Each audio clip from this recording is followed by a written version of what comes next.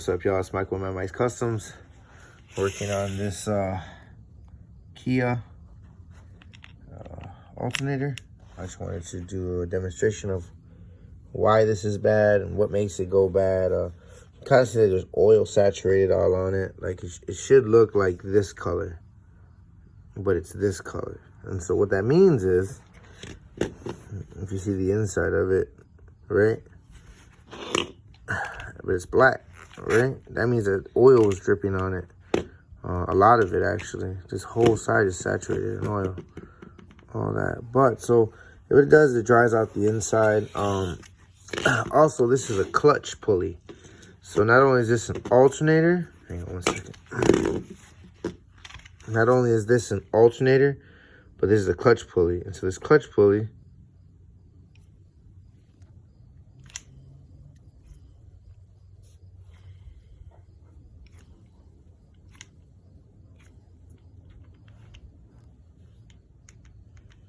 kind of feel like there's some play in the shaft. If I go like this, there's a bunch of play. You can feel it, the inside of this. It's no good. So this alternator basically fried. If you want to know what a bad alternator looks like or what causes them to go bad, this is that pretty aluminum it should be. And you see here it's black.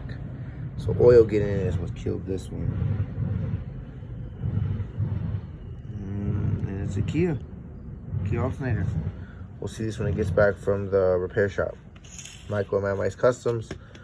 I hope this video helps somebody. Again, this is just a video describing and just iterating, you know, essentially what went wrong with this, and then to whomever has an alternator or charging issue. We had a jump pack and a battery, and the car was still dying. So we know 1000% this is bad. We'll send it to the shop. We'll get paperwork on it, and then we'll know what to do.